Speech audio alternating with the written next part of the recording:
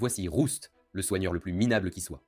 Un jour, son groupe se faisait démolir par un dragon à 8 têtes. Leur chef, Margulis, tout couvert d'or, a blâmé Roust, car son meilleur sort de soin était un optimisme intense. Le trophée humain a décidé de fuir pour sa vie, et plus tard, il a viré le soigneur inutile du groupe. Roust les a blâmés d'être restés éveillés toute la nuit à lutter dans l'huile pour bébé à une fête de Didi. Mais Margulis a mis ça aux voix. Et même la petite mage a dit que Roust était une ordure inutile. C'est pourquoi tout le monde a l'air d'avoir vu un accident de voiture quand une fille nommée Naru a demandé à Roust de rejoindre son groupe. Tout le monde la supplie de ne pas gâcher sa vie en faisant équipe avec lui, car elle finira fauchée comme la plupart des spectateurs de résumés d'anime. Cependant, Naru ne s'inquiète pas pour l'argent, car elle vend son eau de bain à des gars seuls sur internet. En plus d'être une entrepreneuse autodidacte sans besoin d'argent, Naru a une raison secrète de vouloir s'allier à Roust. Roust accepte de faire équipe avec elle, et Naru montre un vrai air de harceleuse en fixant notre garçon. On dit à Roust de ne pas emmener Naru au donjon, car c'est une débutante. Mais Roust est un mâle alpha, et n'écoute personne. La détective de génie Naru fait remarquer que Roust est plutôt confiant pour un gars qui ne peut même pas soigner une coupure de papier, mais Roust fait comme s'il était malentendant et continue son chemin. Avec assez de confiance pour gifler un dragon, Naru entre dans le donjon et anéantit instantanément un groupe de gobelins. Cela ne fait qu'ajouter à son ego surdimensionné, mais elle est vite remise à sa place quand Roust doit la sauver d'une rencontre avec tous les pics d'un piège à pointe. Leur prochain défi est un gobelin qui semble soulever des rochers pour vivre, mais la confiante Naru l'attaque, comme si elle ignorait qu'il pourrait la projeter à travers la pièce.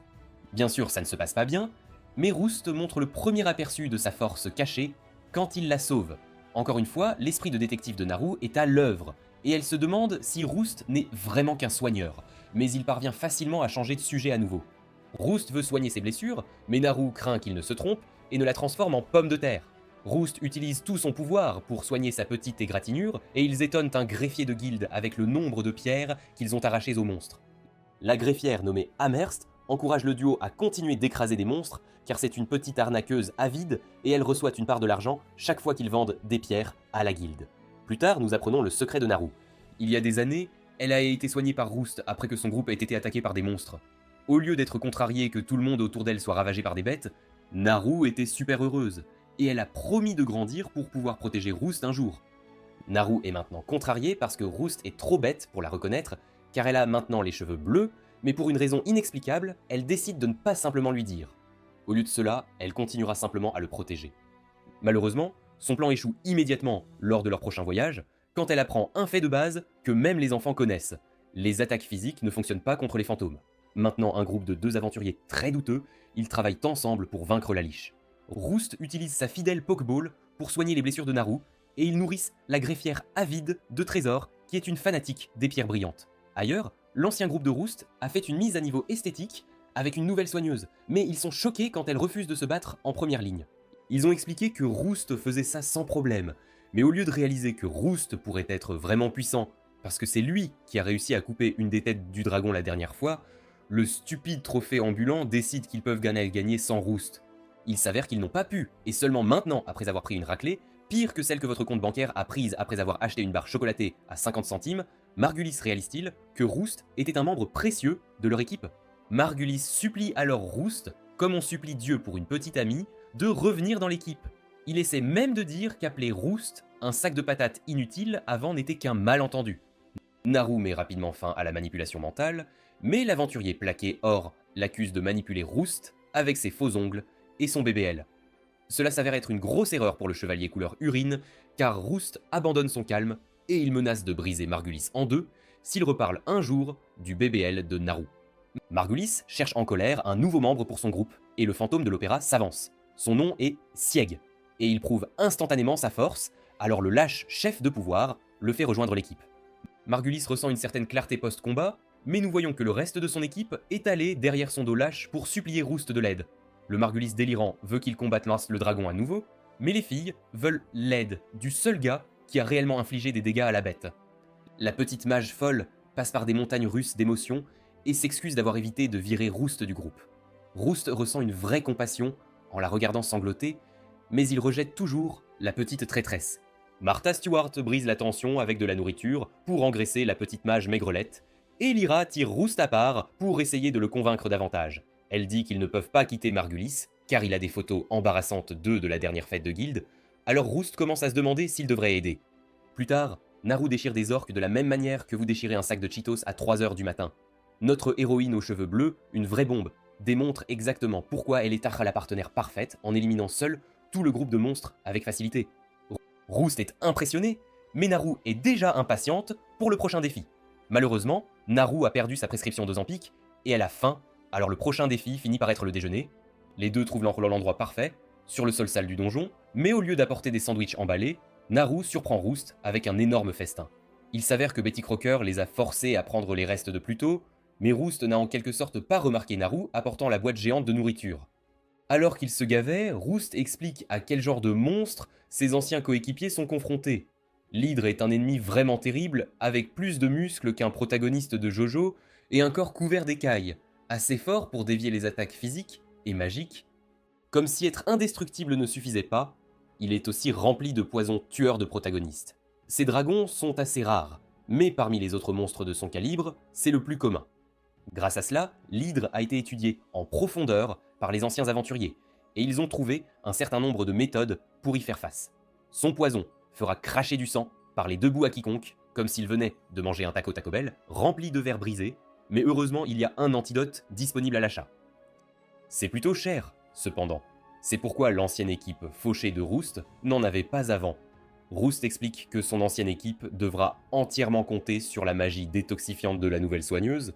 Naru ne peut s'empêcher de se sentir un peu nerveuse en entendant tout cela, mais Roost apaise ses craintes quand il décrit le genre de personne dans son ancienne équipe. Son chef, Margulis, peut ressembler au héros gratuit que l'on obtient dans les jeux mobiles, mais c'est en fait un épéiste vraiment exceptionnel. Tant qu'il ne fuit pas pour sa vie et ne sous-estime pas son adversaire, Margulis peut être assez formidable. Siberia n'est pas en reste non plus avec sa vitesse et son agilité de premier ordre. Son talent pour la furtivité pourrait suffire à surprendre n'importe quel monstre, même un avec autant de têtes et d'yeux, que les animateurs ont décidé de coller à cette chose appelée une hydre.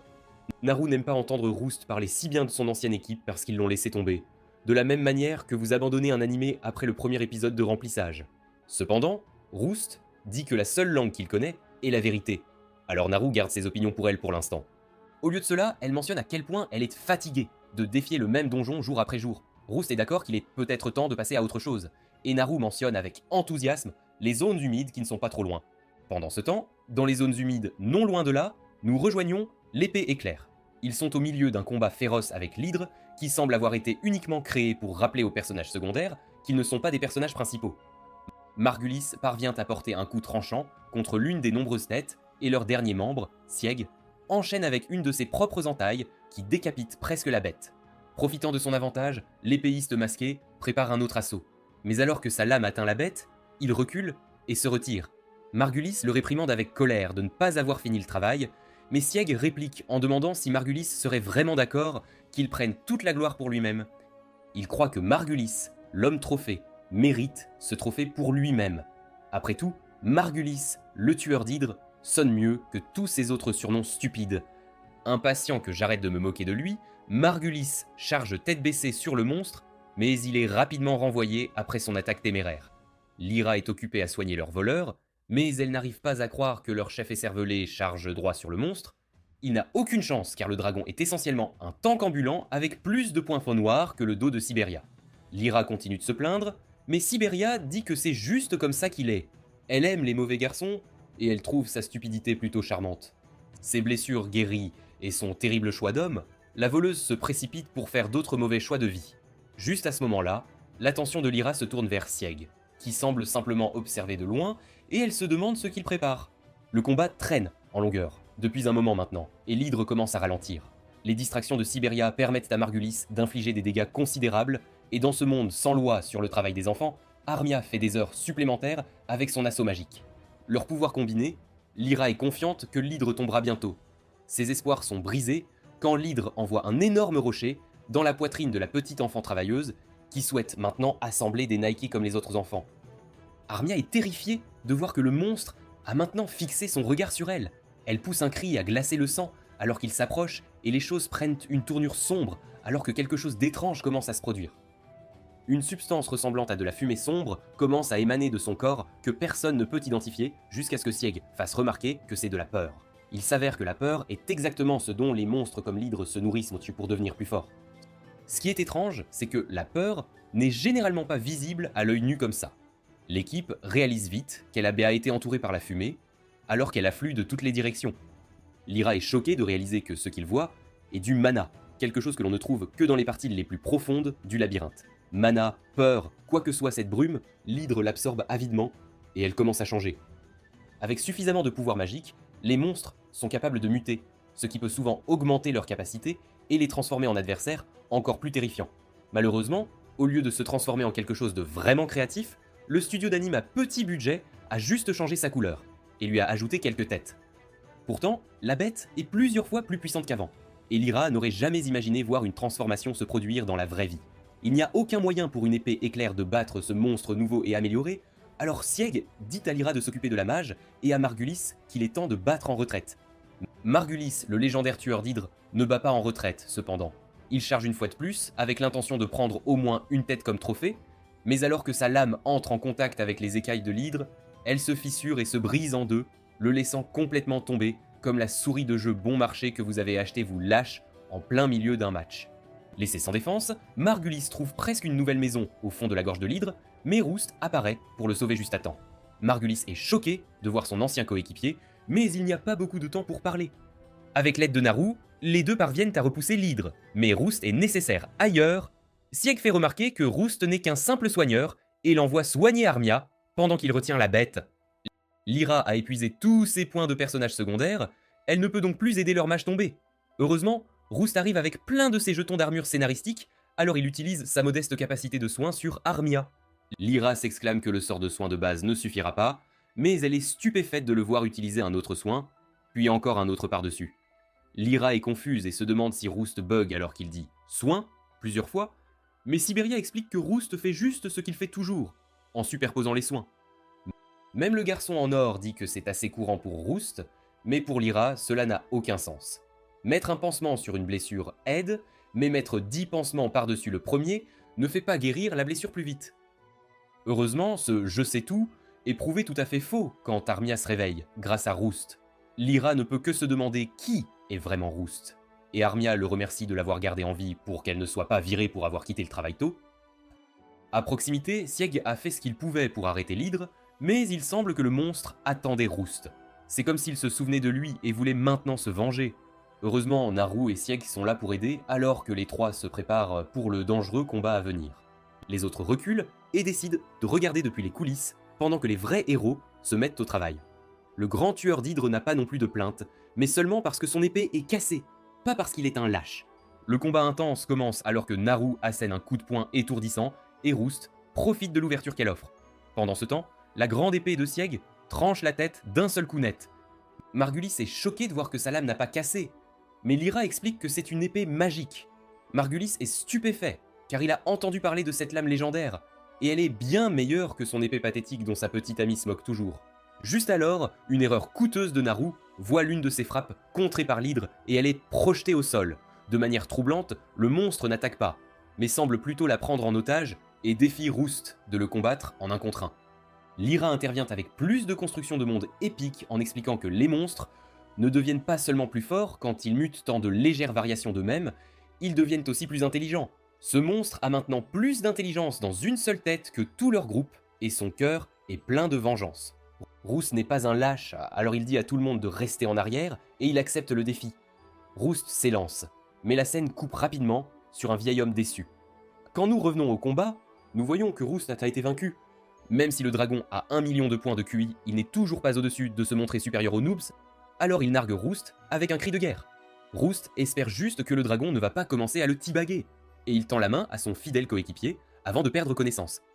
Les autres tremblent de peur car ils n'ont plus d'option, mais le corps de Roust commence à pulser. Tout le monde est choqué alors que notre héros trouve la force de se relever, cette fois brûlant d'une terrible aura. Il s'avère que le vieil homme mystérieux n'était pas déçu par la faiblesse de Roust. Il était déçu que le pouvoir à l'intérieur de Roust, qui aurait dû rester un sommeil interne, se soit maintenant éveillé. Juste alors, une corne lumineuse pousse du front de Roust alors qu'il est infusé d'une soudaine explosion de pouvoir. Le dragon sent instantanément le danger, alors il se rapproche pour mettre fin au combat rapidement, mais il est trop tard.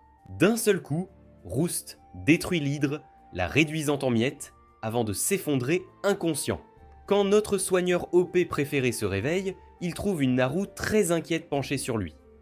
Heureusement, Lyra était là pour le soigner et le remettre sur pied, mais elle lui rappelle qu'une telle magie ne pousse pas sur les arbres, et elle lui enverra sa facture plus tard, et ça pourrait faire plus mal que l'hydre. Elle a demandé ce qu'était toute cette affaire chaude plus tôt, mais Roust n'a aucune idée de ce dont elle parle. Quoi qu'il en soit, les anciens coéquipiers de Roust ont changé d'attitude plus vite que vous ne changez de vêtements, après avoir réalisé que vous n'avez pas pris de douche depuis une semaine. Margulis est ravi de réaliser que son bon ami Roust est si fort, et il est convaincu qu'avec lui à leur côté, il pourrait même battre le maître du labyrinthe lui-même. Siberia lui rappelle que personne n'a même vu le maître et dit qu'il devrait ralentir un peu. Pour l'instant, ils peuvent vendre toutes les pierres magiques qu'ils ont recueillies après avoir vaincu l'hydre. Une telle part répartie entre eux trois est suffisante pour les rendre tous assez riches. Roust fait remarquer que plus de 3 personnes ont aidé, mais ce n'est pas comme ça que l'épée éclair fonctionne. Margulis estime que les 2 novices de l'équipe n'ont guère fait assez pour mériter une part, et il pense que Naru est simplement une waifu trophée perdue. Margulis déclare alors que lui, la voleuse et Roust peuvent réclamer le prix pour eux-mêmes. Même la pauvre Armia n'est pas incluse, car le travail des enfants est de toute façon bon marché. Le maléfique Margulis va même jusqu'à suggérer qu'Armia pourrait ne jamais se réveiller, alors il pourrait aussi bien la vendre pour quelques pièces supplémentaires, étant donné à quel point elle est inutile en tant que mage. Naru en a vite marre de cette tournure sombre des événements, alors elle met Margulis à terre d'un seul coup de poing solide. Le trophée tombé commence à se plaindre que les membres de la guilde ont interdiction de se battre entre eux et il exige que d'autres témoignent contre Naru. Naturellement, les gens qu'il vient d'énerver n'ont rien vu, et ils n'ont rien à témoigner. Heureusement pour lui, sa complice est là pour le soutenir, et elle dit qu'elle fera savoir à la guilde qu'il collabore pour enfreindre la loi. Sieg change d'avis et dit qu'il a peut-être vu quelque chose après tout. Cependant, aux grandes dames de Margulis, il révèle que ce qu'il a vu était quelqu'un essayant de faire du trafic humain d'une jeune fille. Lyra est d'accord, un pervers a certainement essayé de vendre cette personne inconsciente, un crime odieux qui exige une punition même dans un monde d'animes fictifs. Sieg dit qu'il ne peut pas laisser passer ça, et Margulis est choqué quand il laisse entendre quelle est sa véritable identité.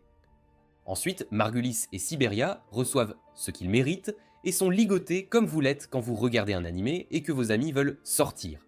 Sieg enlève son petit masque qui ne cache absolument rien pour révéler sa véritable identité.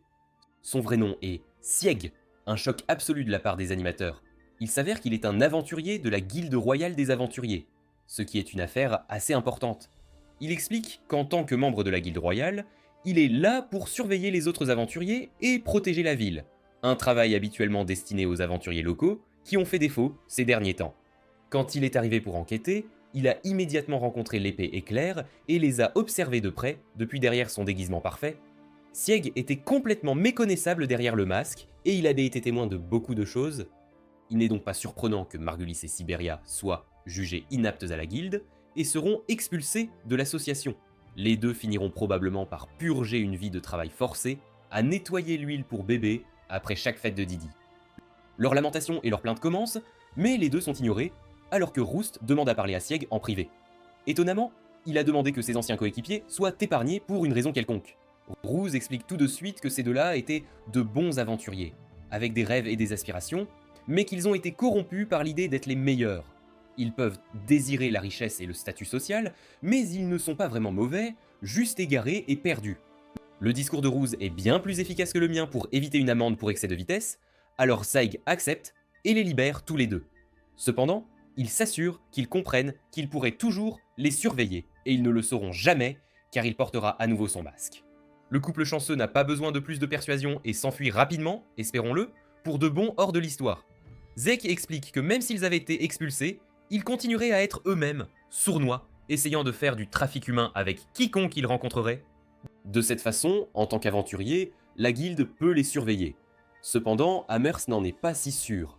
Les surveiller aurait été facile dans la capitale, où les aventuriers de haut niveau cachent leur identité, avec des déguisements sophistiqués, mais c'est juste une petite ville, et ils n'ont pas ce genre de ressources. Zik est d'accord et suggère qu'il reste un moment pour s'assurer que les choses restent honnêtes ici. Cela dit et fait, Naruto ne se sent pas très bien à propos de ce qui vient de se passer. Elle regrette d'avoir convaincu Rouse d'aider ses anciens coéquipiers, mais Rouse n'est pas inquiet. Il a peut-être encore des sentiments pour son équipe, mais il se sent bien avec la façon dont les choses se sont terminées et n'a aucun regret. Il remercie en fait Naru et lui demande de continuer à être sa partenaire, ce qu'elle accepte avec joie. Cette nuit-là, Zik et Lyra discutent de sa véritable mission. Comme Zek l'explique, Il est ici pour enquêter sur la ville à la lumière de toutes les mutations en cours, comme l'hydre qu'ils viennent d'abattre. Il s'avère que Zek a utilisé un autre déguisement, en plus de l'ancien, pour se cacher même des supérieurs. C'était une moustache, et elle a pratiquement effacé son existence de la surface de la Terre. Avec les informations qu'il a recueillies, il pense que la guilde des aventuriers est directement responsable des mutations, et il soupçonne même que le chef en charge pourrait être derrière tout cela. Il demande à Lyra de l'aider, et de former un groupe ensemble comme au bon vieux temps. Lyra, bien qu'hésitante, accepte à une condition. Amira la mage doit aussi rejoindre le groupe. Zaig accueille un nouvel ajout et dit qu'il aura besoin de toute l'aide possible, surtout maintenant qu'il a été témoin de la force monstrueuse que Rousse a déployée dans leur combat. Quelqu'un comme Rousse exige toute leur attention. Plus tard, nous voyons que les 3 échecs, Sieglier et Armia, se sont regroupés. La jeune mage semble assez secouée après avoir fait tant de travail d'enfant, alors Rouse la félicite, elle et les autres, de s'être associés. Rouse et Naru commencent ensuite la journée en se dirigeant vers la guilde. La bataille avec l'hydre leur a laissé pas mal de pierres magiques à échanger contre de l'argent sonnant et trébuchant, mais Rouse est plus intéressé par l'acceptation de leur première quête. Il explique qu'être un aventurier, c'est plus que simplement combattre des monstres. La chasse aux objets importants et la défense de ceux qui ne peuvent se défendre constituent également les devoirs et responsabilités d'un aventurier. Il veut que Naro acquiert autant d'expérience que possible, et Naro manque de s'évanouir quand elle réalise à quel point il tient à elle. À la guilde, le couple a rencontré des regards étranges et venimeux de la part des autres. Il semble que la nouvelle de la victoire de Roust sur l'hydre se soit répandue, et il avertit sa partenaire qu'il pourrait y avoir des crapules qui veulent voler leurs pierres magiques. L'une de ces crapules, nommée Marmol, s'approche de Roust et lui demande s'il a un moment pour parler. Quand Roust semble un peu hésitant, Marmol dit au reste de ses acolytes d'aller se faire voir pour qu'ils puissent avoir une conversation plus personnelle. Roust détermine que ce gars ne veut pas ces pierres précieuses, mais c'est toujours une surprise quand Parnell incline soudainement la tête et s'excuse au nom de tous les aventuriers. Bien qu'ils sachent de quel genre de gars était Margulis, ils n'ont rien fait et n'ont jamais pris la peine d'aider Rouse. Pour aggraver les choses, ils se sont même moqués de ses cheveux stupides et de sa personnalité fade. Ils le connaissaient alors comme l'incompétent Roust et ne lui ont jamais accordé une seconde pensée. Naru est prête à lui botter le cul, alors elle dit à Marno que s'incliner ne suffit pas. S'il veut vraiment s'excuser, il devrait polir l'épée de Rouse et embrasser ses pierres. Marno pense que c'est allé trop loin, mais cela rend Naruto encore plus furieuse. Cela ne se compare guère aux années que Rouse a dû supporter leur manque de respect, mais c'est un bon début. Rouse, essayant d'éviter d'être cancel pour avoir forcé quelqu'un à polir son épée, dit que rien de tout cela n'est nécessaire. La vérité est qu'il est toujours incompétent en matière de guérison, et peu de choses ont changé. Et il préférerait en fait qu'il continue simplement à lui lancer des insultes. Les deux se serrent la main, et on dirait que toute l'attention s'évapore de la guilde, donnant à nos héros la chance de vendre leur doux butin. Amherst fixe la pierre magique qu'ils lui ont apportée, et comme toutes les femmes à qui j'ai montré ma collection de Pokémon, elle est émerveillée par sa taille et sa bizarrerie. Rouse soupçonne que sa forme étrange est le résultat de la mutation du monstre, et Naruto craint que cela n'affecte le prix. Il s'avère qu'elle a raison. La guilde est prête à payer 10 fois ou plus ce qu'elle paierait normalement pour quelque chose d'aussi précieux et rare. Le fait qu'il est muté est cependant une source de préoccupation. Les monstres ne devraient pas absorber assez de mana pour changer comme ça en dehors du labyrinthe. Les autres rapports épars de monstres, agissant étrangement, ne font qu'accroître les soupçons de Ralph que quelque chose se passe, et il demande pourquoi la guilde n'envoie pas quelqu'un enquêter. Avant qu'Amherst ne puisse répondre, Monsieur Beau arrive, dégageant de véritables vibrations de personnage principal, bien qu'il ne soit que le responsable de la guilde. Il dit au couple de le rejoindre dans son bureau, et après avoir examiné les rapports, mentionne que la transformation des monstres est rare, mais pas inédite. Beau explique qu'il est trop beau pour s'occuper de questions aussi triviales, et si Rouse a peur, alors il est peut-être temps pour le guérisseur de quitter cette ville une fois pour toutes. Naru est plus qu'un peu agacé par l'attitude hautaine de monsieur, et Amherst dit que c'est juste le genre de gars qu'il est. Elle évoque ensuite Monsieur Brouillard, le véritable président de la guilde, un homme si vieux qu'il peut à peine quitter son propre bureau, et il trébuche souvent en montant les escaliers. Avec le déclin mental évident de Monsieur Brouillard et sans avoir à passer par un processus de sélection compétitif, Beau a assumé les fonctions du président.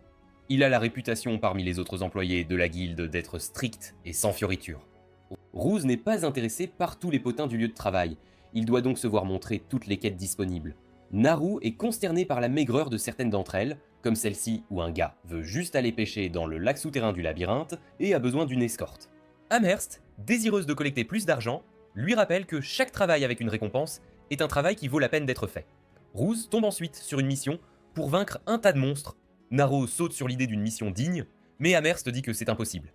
Il s'avère qu'un phénix rôde dangereusement près d'un cercle de téléportation qu'ils devraient retraverser. La quête leur rapporterait une tonne de pièces, mais un guérisseur et un artiste martial essayant de combattre un phénix, c'est du suicide. Ils n'ont pas d'attaque à longue portée, donc pour qu'ils acceptent la quête, ils auraient besoin d'au moins un guerrier, un mage, un guérisseur qui puisse réellement utiliser des soins de zone. S'ils sont vraiment intéressés à vaincre la bête et à réclamer l'énorme récompense, ils vont avoir besoin d'aide. Nos deux héros s'enthousiasment quand ils réalisent qu'ils connaissent les 3 aventuriers parfaits qui ont récemment formé le groupe. Lyra et Sige sont intéressés par le travail, Lyra ayant l'audace de chuchoter à propos de Ruse juste devant lui comme s'il avait perdu l'ouïe. Elle dit à Siege que c'est une bonne occasion d'observer le guérisseur banni, puisque c'était sa raison de rester là en premier lieu. Ils demandent ensuite à Armia ce qu'elle en pense, mais la petite magicienne est trop occupée à se demander pourquoi ses choix de vie l'ont amenée à rejoindre ses perdants. Armia décide de faire ce qu'il pense être le mieux et dit qu'elle est juste surprise que Ruse veuille à nouveau faire équipe avec elle après qu'elle l'ait trahi, comme dans un top 10 d'animé. Notre héros est prompt à pardonner et à oublier, et il n'a aucune rancune envers son ancienne coéquipière. Ils n'ont que l'avenir à espérer maintenant, et cet avenir implique de faire équipe pour botter le cul d'un phénix. La bande se met au travail pour se préparer pour le lendemain, de la paperasse de la guilde à la collecte de fournitures et à l'achat de l'équipement nécessaire. Ruse et Naruto sont en route pour prendre des potions quand elle est soudainement étreinte par derrière par un étranger torse nu. Faire paniquer une combattante est un bon moyen de se faire projeter de l'autre côté de la rue, et Naru se libère et donne un coup, seulement pour réaliser que c'est quelqu'un qu'elle connaît. Mademoiselle Rama se décrit comme une enchanteresse et aventurière de premier ordre, connue sous le nom de déesse du feu, un surnom terrible qu'elle s'est choisi. La surprise de Naru de voir une vieille connaissance est rapidement remplacée par la suspicion quand elle demande si Rama a été envoyée par son père. Rama confirme qu'elle a été envoyée par le père de Naru, étant donné que son enfant préféré s'est enfui seul pour s'enfuir avec un garçon au hasard. Cependant, ce qui est surprenant, c'est que Naru n'est pas la seule à connaître Realma. Quand la rousse remarque le garçon dont il parlait, elle est surprise de réaliser que c'est son ancien élève inutile, Roust. Il s'avère qu'il s'est entraîné sous elle pendant une courte période, mais son manque de compétences les a fait se séparer. Quant à Naru, Realm est une vieille amie de son père. Ce contexte passionnant étant écarté, Realm demande au guérisseur un moment seul avec Naru. Ils doivent discuter de questions familiales importantes, ce qui n'implique pas un étranger comme lui. Ruse se montre soudainement courageux et refuse de partir. Naru est importante pour lui car ils sont partenaires, et il n'est pas un étranger. Si Realm est là pour la ramener à son père, comme il le soupçonne, alors il ne bougera pas d'ici. Realm est amusé par l'audace de son ancien disciple et lui demande s'il pense pouvoir vraiment l'arrêter.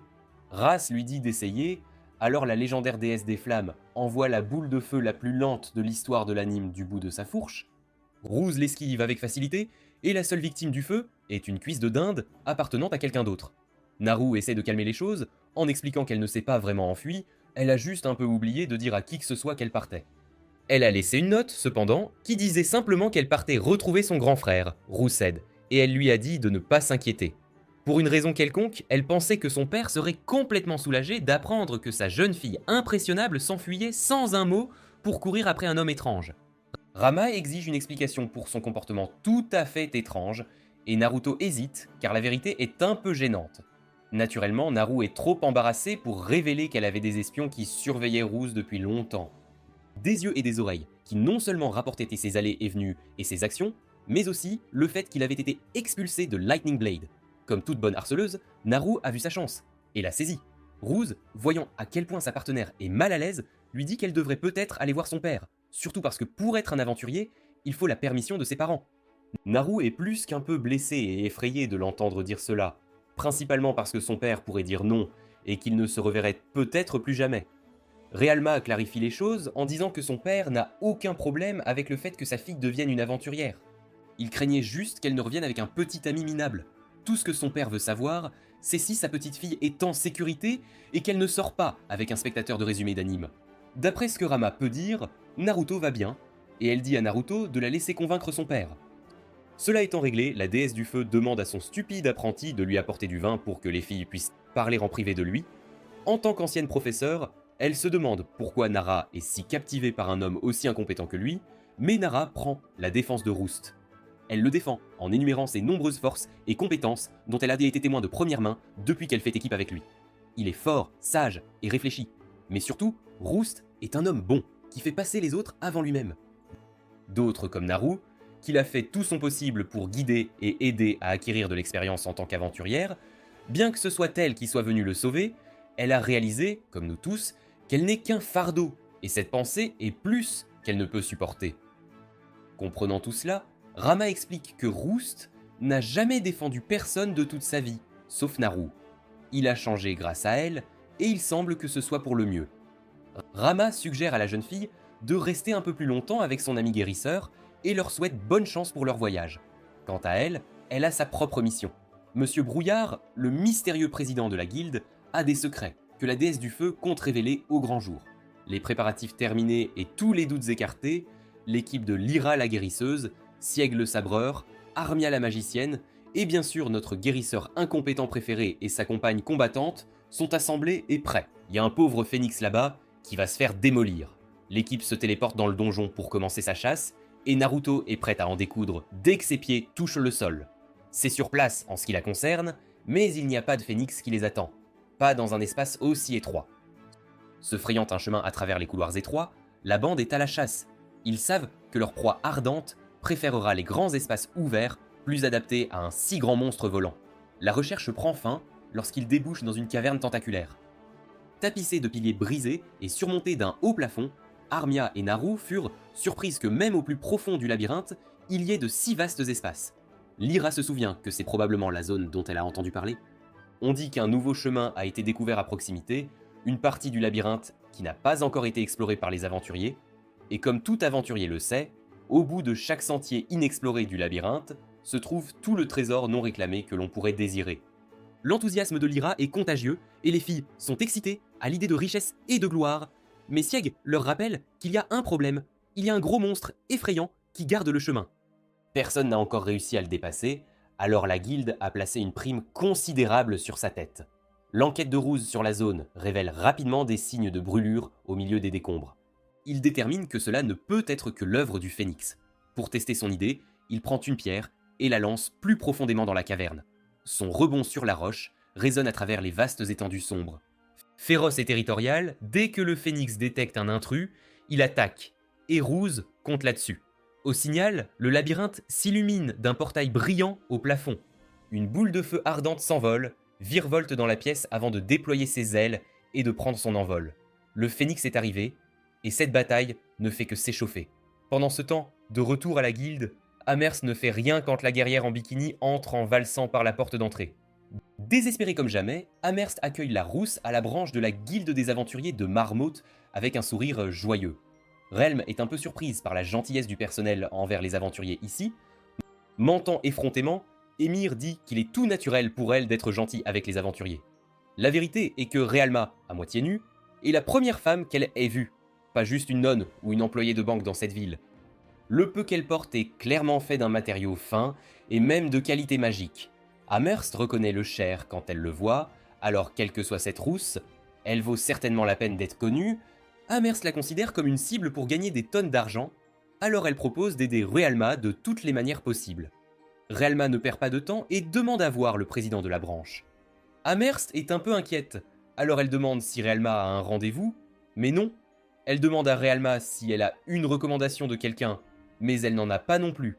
Amherst demande si Rama est peut-être la fille ou la petite-fille du président, mais encore une fois, c'est non. Rama révèle qu'elle est juste ici pour tabasser le vieux monsieur le président et mettre fin à sa vie. Amherst ne laissera certainement pas cette folle le voir, et elle ne peut pas croire que Realma ait pensé qu'elle serait autorisée à simplement tuer le maître de guilde. Leur dispute attire l'attention de tous, et ils assistent à la déesse du feu qui perd son sang-froid. Elle va juste brûler tout l'endroit, et voir ce qui rampe hors des cendres. Heureusement, Beau, l'aspirant héros, est aussi là. Il prend Realma au dépourvu et calme les choses, les ramenant à température ambiante. Il sait exactement qui elle est, et de quoi elle est capable. Beau croit qu'une conversation civile dans son bureau serait peut-être la meilleure solution. Dans le labyrinthe, le combat fait rage contre le phénix, mais l'équipe se retrouve frustrée par la capacité de l'oiseau à voler. Apparemment, ils sont connus pour faire ça parfois. Roust est tellement déconcerté qu'il rêve même de ce que ce serait d'abandonner son épée de Tchad et de prendre un arc pour une fois. Naru est au moins réconforté par le fait que tant que le phénix reste hors de portée, il ne peut pas les blesser. Ils ne peuvent peut-être pas l'attaquer, mais il ne peut pas les attaquer non plus. Insulté après avoir entendu cela, le phénix tire un éclair de flamme sur la bimbo aux cheveux bleus qui ose envahir son espace. Cependant, Rouse la sauve de l'explosion résultante juste à temps. Si ce n'était pas évident, il explique que son bec, ses serres et son corps brûlant ne sont pas les seules armes dont dispose le phénix. Ses attaques les plus dangereuses sont ses boules de feu. Personne n'est plus déçu que Naru, car elle n'a aucun moyen de le frapper à mort maintenant.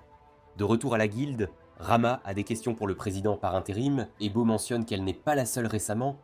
Il se souvient que Rose était ici il n'y a pas si longtemps, avec des préoccupations concernant le labyrinthe et le comportement étrange des monstres qui s'y trouvent. Beau explique que Rose faisait sa pleurnicheuse, alors il a dit au perdant de dégager. Heureusement pour l'intrigue de cette histoire, cela ne fonctionnera pas sur la déesse du feu. Rama veut juste savoir pourquoi la population de la ville est composée de voyous et de malfaiteurs. Même la guilde ressemble à une conférence de méchants de Batman avec tant de types louches autour. Rama sait que c'est la guilde qui les a invités ici en premier lieu, et maintenant elle veut savoir pourquoi. De plus, elle veut savoir ce qu'il en est des piliers mystérieux, et certainement liés à des rituels partout dans la ville. L'intuition féminine et le bon sens lui disent tous deux que quelque chose de louche se passe ici, et il n'y a aucune chance qu'ils ne connaissent pas la vérité. Ou pire, elle soupçonne que Beau pourrait être derrière tous les mensonges. Dans une petite ville labyrinthe comme Marmot, la guilde a une autorité absolue. Cela signifie que l'homme en charge de la guilde est essentiellement le roi de la ville. Le roi Beau nie tout et invoque le 5e amendement. Il prétend n'avoir aucune idée de ce qui se passe ou de ce qu'elle raconte. Il n'est qu'un humble et ignorant président de guilde, et comme il le dit, il est essentiellement un acolyte. Rama s'agace car elle en a assez qu'il fasse l'idiot. Elle l'accuse ouvertement et sans détour d'avoir rempli la ville de vauriens pour faire fuir les aventuriers respectables. Des aventuriers aux questions gênantes qui pourraient bien se demander ce qui se trame au sein de la guilde. Elle suppose qu'il ne veut pas qu'on découvre un cercle de transmutation dissimulé quelque part en ville. Peut-être parce que bientôt, un événement majeur se produira qui exigera le sacrifice de nombreux aventuriers, de préférence ceux dont l'absence ne sera pas remarquée. Elle compare cela à la fureur du labyrinthe, un événement terrible du passé dont le souvenir hante encore le monde. De retour avec l'équipe, le labyrinthe est devenu un champ de bataille, le phénix lançant toujours des boules de feu sur nos héros de loin. Lyra craint que s'ils ne sont pas réduits en miettes d'abord, les flammes ne consument tout l'oxygène de la caverne avant qu'ils ne puissent arrêter le monstre.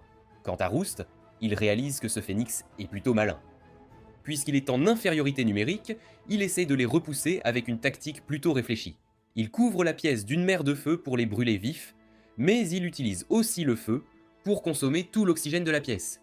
Roust fait remarquer qu'ils sont face à l'Einstein des phénix, et Sig est offensé par l'idée qu'un monstre puisse réellement utiliser son cerveau.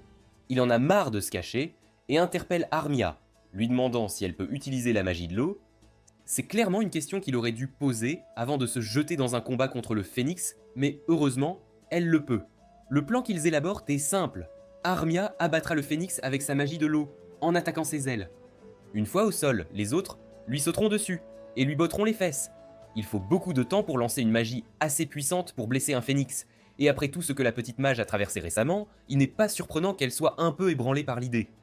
Sieg, qui dégage toujours une aura de personnage principal, lui rappelle qu'il sera là, combattant à ses côtés, et que rien ne lui arrivera tant qu'il tiendra debout.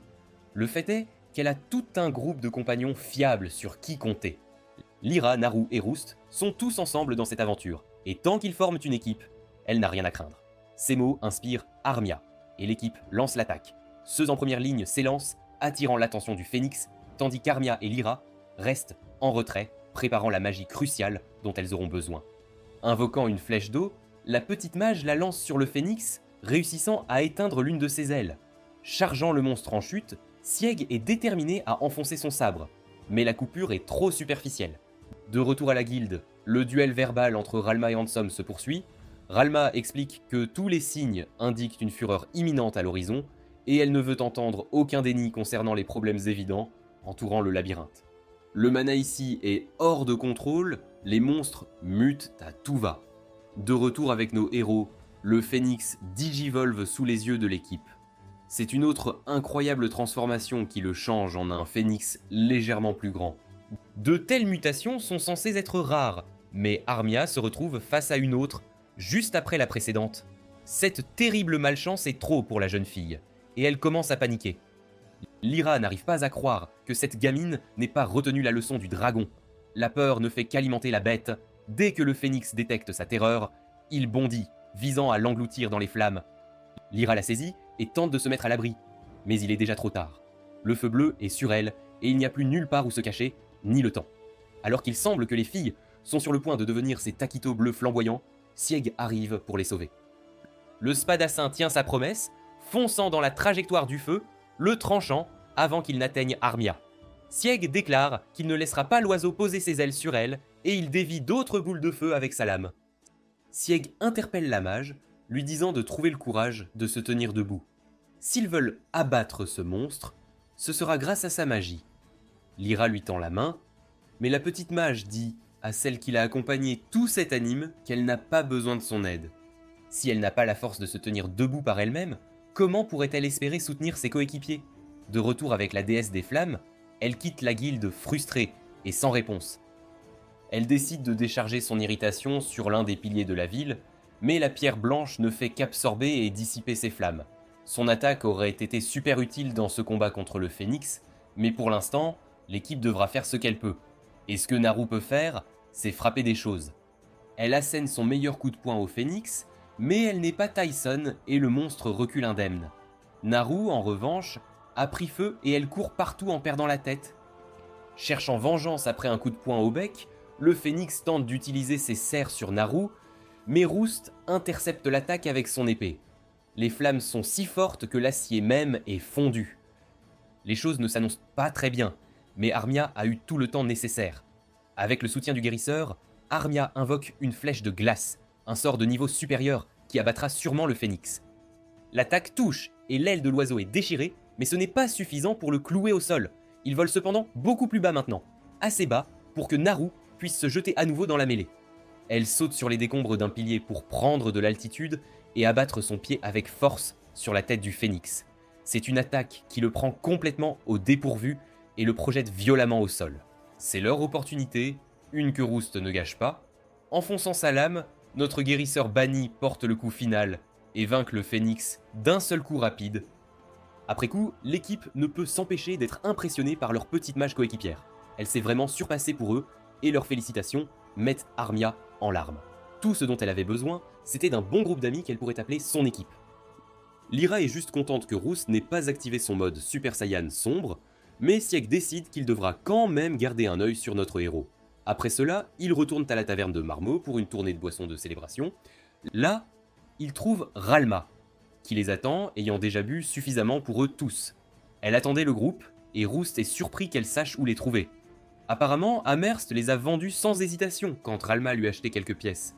Ralma suggère qu'il achète une autre tournée d'élixir doré, mais il propose de lui prendre de la nourriture à la place pour qu'elle puisse dégriser. Contrairement à Naru qui ne se lasse pas de son charme rustique, la nourriture d'ici n'est pas vraiment au goût de Ralma. Shayla, la serveuse de taverne en formation, l'entend, et elle n'est pas contente de cela. Naru aime en fait la nourriture, et Ralma n'est pas surprise, étant donné que Naru ne connaît que la vie de luxe dans le manoir de sa famille. Les autres sont choqués d'apprendre que Naru appartient à une famille notoirement riche, et personne n'est plus stupéfait que Roust. Naru est la fille du comte et d'Elestria, et c'est la même petite fille qui l'a sauvée il y a toutes ces années. De retour dans l'antre du président, lui et Handsome discutent des événements récents, plus de mutations, plus de problèmes, mais le plus troublant de tout est l'apparition de la déesse du feu, Ralma. Le président ne semble pas du tout inquiet cependant. En fait, il est heureux qu'elle soit enfin arrivée. Il aura besoin de l'aide de ses disciples pour gérer Ralma très bientôt. Plus tard, Naru fut très déçu de la petite taille du sac de Roust. Leur récompense cette fois n'est pas aussi bonne qu'avant et elle exprime son immense insatisfaction à Amherst, qui est assise patiemment derrière le comptoir. Ils viennent d'abattre un phénix entier, il n'y a donc aucune chance que cette maigre récompense soit suffisante. La pierre magique qu'ils en ont extraite était à elle seule plus grande que la bourse de pièces qu'on leur a donnée, et elle fait remarquer que le phénix a même muté. Amherst commence à être un peu agacé par cette carène aux cheveux bleus, mais Naru n'a pas encore fini. Elle fait remarquer que c'est Amherst qui leur a dit de revenir aujourd'hui pour récupérer leurs gains, parce qu'elle avait besoin de temps pour tout rassembler. Et pourtant, elle finit par leur donner si peu. Il n'y a pas de fureur comme celle d'une femme trompée, et Naru est sur le point d'avoir un moment Laissez-moi parler à votre responsable. Cependant, Amherst sourit simplement et lui demande de vérifier la récompense. Naru délie la bourse de pièces et tous ses doutes et plaintes s'évanouissent instantanément à la lumière de tant d'or. Rien ne met fin à une plainte comme un sac d'or, et Amherst explique que la quantité de pièces d'argent et de cuivre qu'elle aurait dû leur donner serait trop lourde à transporter pour le duo. Alors elle a fait un effort supplémentaire pour qu'il soit payé avec panache. Roust intervient et dit à Naru de prendre l'argent, à sa grande gêne. Il glisse à Amherst ses copieux frais de gestion, et elle les attrape, mais Roust s'est déjà retourné et est parti. Elle remarque son humeur étrange et demande à Naru ce qui lui arrive, mais elle n'a pas de réponse. La ville est animée de monde aujourd'hui, et sur la place du marché, les enfants se rassemblent pour regarder un spectacle de marionnettes. Alors que le conteur installe l'ambiance avec de la musique, il leur raconte une histoire héroïque. Dans les profondeurs cachées de ce sombre labyrinthe se trouve un dragon maléfique dont la cupidité a tout revendiqué pour lui-même. Tous les 200 ans, cette bête insatiable se réveillait, pillant et brûlant, et faisant généralement d'autres choses de dragon maléfique. Pourtant, il y en avait un qui s'opposait à sa tyrannie, le puissant héros. La bataille épique déciderait du destin du monde, et le conteur demande à son public captivé qui, selon eux, va gagner. À proximité, Roust et Naru se sont assis pour un agréable repas, mais les choses ne vont pas bien entre eux deux. Naru ne sait pas quoi dire, alors elle aborde le sujet de la récompense. Sûrement, avec tant de pièces, ils pourraient envisager de louer une maison pour eux-mêmes. Roust est un peu choqué par la soudaineté de tout cela, mais Naru lui rappelle que cela fait longtemps que ça couve. Louer une vraie maison a tout simplement du sens. C'est pratique et plus facile que de passer leur journée à l'hôtel. Du moins, c'est ce qu'Amherst lui a dit. Elle a fait ses propres recherches, et sait qu'ils peuvent se permettre non seulement de louer, mais d'acheter quelque chose pour eux-mêmes directement. L'idée qu'une femme gère les finances offense les sensibilités viriles de Roust, et il demande à Naru si elle est mal à l'aise chez Miss Mary. Considérant qu'elle se tient juste là en arrière-plan, Naru prend la sage décision de dire qu'il ne pourrait y avoir de meilleur hôtel en ville. La nourriture y est fantastique, et les lits sont confortables, mais c'est là le problème, parce que c'est si agréable, tout le monde veut y rester, ce qui signifie que chaque jour, ils doivent bien faire face aux foules bruyantes d'étrangers qui vont et viennent. Roust doit être d'accord, ce qui est suffisant, pour raviver ses espoirs et envoyer Naru dans une rêverie où ils partagent tous les deux une maison douillette à la campagne. Assise près du feu, buvant du thé, Naru rêve d'avoir une longue et agréable conversation avec Roust. Elle s'imagine parler avec lui tard dans la nuit, et parler plusieurs fois si nécessaire. L'idée la fait danser sur son siège, mais Roust brise sa bulle en disant que c'est juste trop tôt. C'est un gagnant après tout, et seuls les perdants développent une intrigue, alors ils devront juste continuer à vivre dans des chambres séparées à l'hôtel. Ils pensent qu'il est plus important pour eux d'économiser leur argent, ainsi que de réfléchir à de grandes questions auxquelles ils doivent répondre, comme la formation d'une équipe. La seule raison pour laquelle ils ont réussi à vaincre ce phénix en premier lieu était grâce à l'aide qu'ils ont reçue, et Sieg leur a déjà demandé de joindre officiellement leurs forces. Naru demande pourquoi il ne peut pas arrêter de mentionner Sieg, mais qui peut le blâmer? C'est un homme parmi les hommes, fort, charmant et beau, et son épée est immense. Quoi qu'il en soit, avec Lyra et Armia dans leur équipe, ils pourraient s'enfoncer profondément dans le labyrinthe. Naru est clairement frustré que le labyrinthe soit la seule chose dans laquelle il essaie de s'enfoncer profondément. À l'hôtel, la bande se rassemble autour d'un dîner incroyable pour célébrer la formation de leur nouvelle équipe. À la fin, la pauvre Armia est épuisée, et Lyra se porte volontaire pour la ramener dans sa chambre. À ce stade, Roust a dû remarquer que les deux chuchotent toujours autour de lui quand Lyra dit discrètement à Sieg que c'est sa chance de mieux connaître leur mystérieux ami guérisseur. Alors que les filles s'apprêtent à partir, Naru les suit. Elle a des choses à discuter avec Lyra, de fille à fille. Dans la chambre d'Armia, la jeune mage dort profondément, mais les deux autres sont loin de l'être. Lyra est choquée par le désespoir de Naru pour l'attention de Roust, mais la combattante aux cheveux bleus lui dit de se taire. Tout l'hôtel n'a pas besoin de connaître ses affaires. Cependant, elle a besoin des conseils de Lyra. Roust a rejeté son offre de vivre ensemble, et maintenant elle ne sait plus quoi faire, ni comment se sentir. Naru était contente d'être allée voir Lyra pour des conseils, car elle est exactement le genre de cougar dont elle avait besoin pour l'aider avec leurs problèmes. Elle a rôdé autour des hommes si longtemps, il n'y a rien qu'elle ne sache pas à leur sujet. Lyra dit qu'elle peut comprendre, car elle aussi a soif de quelqu'un depuis longtemps maintenant. En bas, Roust et Sieg discutent de la même chose autour d'une chope de vin. Le guérisseur ne sait pas si acheter une maison est la bonne idée, mais il est impossible que quelqu'un n'aime pas la meilleure fille ressentir en lui demandant quand ils se sont rencontrés pour la première fois. C'est elle qui lui a donné le courage dont il avait besoin pour être l'aventurier qu'il est aujourd'hui. Et puis elle a été la seule à oser former une équipe avec Roust, après que son ancienne équipe l'ait jeté comme une ordure. Sieg lui demande alors directement si Roust aime Naru. Notre garçon rougit d'embarras et il n'arrive pas à prononcer un mot, ce qui est une réponse suffisante pour Sieg. Sieg est le sujet même de leur conversation à l'étage, tandis que les filles parlent du moment où Lyra et lui se sont rencontrés pour la première fois. Elles parlent de son passé dans la capitale royale et comment ils faisaient tous deux partie de la même équipe au début. Elle se vante modestement d'être la plus jolie, et comment cela a souvent mené à des problèmes avec les hommes qui rejoignaient l'équipe juste pour se rapprocher d'elle. Quelqu'un mentionne que même Margulis de son ancienne équipe voulait aussi lui sauter dessus, et les filles réalisent qu'Armia est réveillée. Après avoir entendu tous ces potins romantiques juteux, il n'y a aucune chance que la mage puisse dormir. Les filles sont toutes deux impatientes que Lyra continue son histoire, et elle raconte une fois où Sieg et les autres étaient en départie, et l'un de ses coéquipiers les plus honteux a essayé d'aller trop loin. Naturellement, elle s'en est occupée elle-même, mais quand Sieg est revenu, il était différent. Il a déchargé sa frustration sur l'idiot, mais ensuite il a aussi quitté l'équipe. Sieg lui-même explique pourquoi il a dû disparaître ainsi. Lyra l'a peut-être pardonné d'avoir laissé quelqu'un comme ça entrer dans leur équipe, mais il ne s'est jamais pardonné. Il n'avait aucune idée de ce qu'il était censé faire, alors il a fini par se rabattre sur la seule chose qu'il comprenait. Il a pris un travail pour enquêter sur une petite ville avec des problèmes de monstres, et le voilà.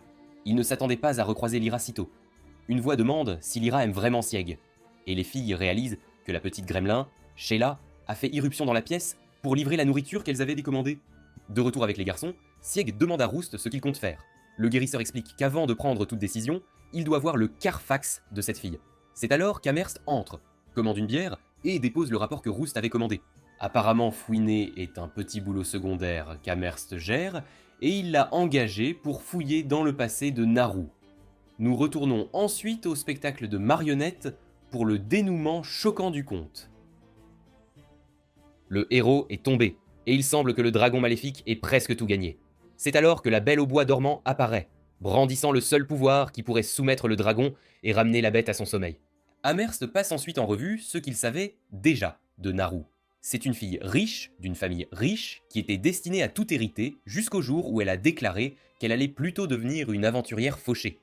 Il n'est pas rare que la noblesse devienne aventurière, mais c'est toujours étrange que son père permette une telle chose. Il s'avère qu'il ne l'a pas fait, pas au début. Naru explique à ses amis que ses cheveux ne sont pas une teinture bon marché. Elle était blonde jusqu'à ce qu'un jour elle se réveille et découvre que ses cheveux avaient changé de couleur sans aucune explication.